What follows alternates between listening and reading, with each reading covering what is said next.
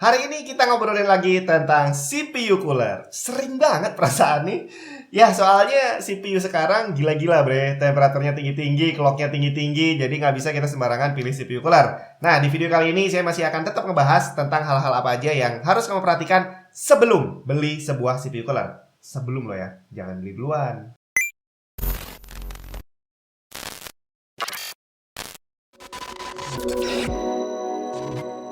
Halo, Jun di mana? Kali ini saya kedatangan sebuah cooler dari Deepcool Gamerstorm Assassin 3. Ini adalah salah satu air cooler high-end, harganya di atas 1 juta. Dan sebenarnya ini nanti akan saya compare performance-nya dibandingin dengan water cooler dengan harga yang kurang lebih sama. Kira-kira lebih worth it yang mana? Lebih ribet yang mana kalau mau pasang? Kamu tonton aja kalau nanti videonya udah jadi. Karena di video kali ini saya tidak akan membahas tentang performance. Saya hanya akan membahas tentang apa aja yang harus kamu perhatikan sebelum kamu membeli sebuah cooler. Sekaligus kita lihat dalamnya cooler ini nih kayak apa, isinya apa aja, dan ini nanti harus bisa kamu terapkan juga di semua cooler yang akan kamu beli. Kelengkapannya seperti apa? Harus lengkap. Langsung aja, nggak usah lama-lama, kita lihat dalamnya kayak gimana. Oke, sekali lagi, Assassin 3 ini hanya sekedar contoh. Kamu bisa terapkan ini, malah wajib kamu terapkan di semua cooler yang akan kamu beli. Akan lo ya, jangan beli dulu. Nah, satu hal yang harus kamu cek adalah socket compatibility. Ini kamu harus tahu dulu sebelum kamu membeli. Kalau kamu pakai Intel, dia soketnya LGA berapa. Kalau pakai AMD, AM berapa.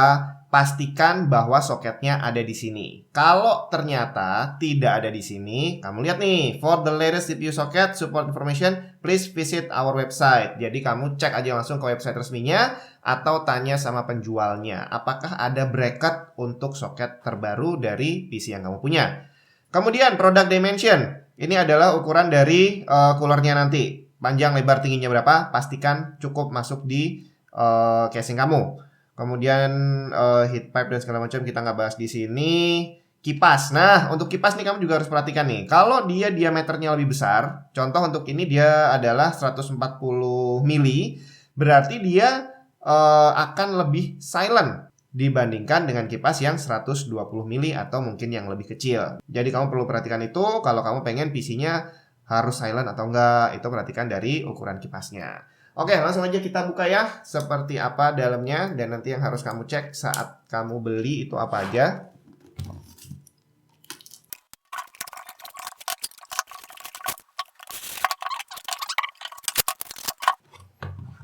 Oke, kurang lebih kelengkapannya seperti ini.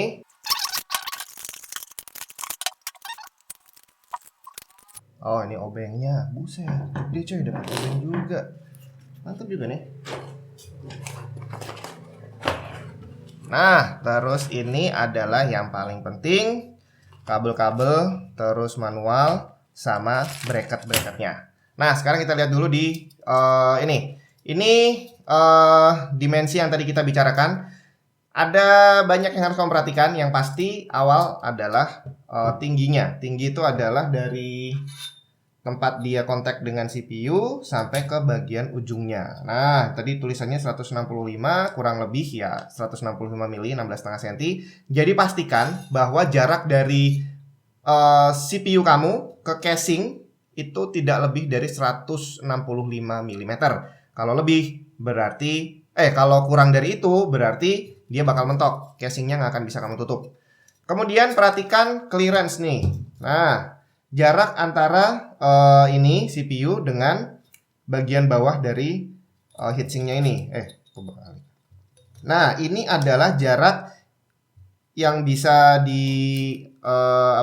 tinggi untuk hubungannya dengan tinggi RAM. Jadi dia ini kemungkinan akan ada di atasnya RAM. Jadi kalau di sini kan jaraknya sekitar berapa nih, 5,5 cm, berarti kamu nggak boleh pakai RAM yang tingginya lebih dari ini.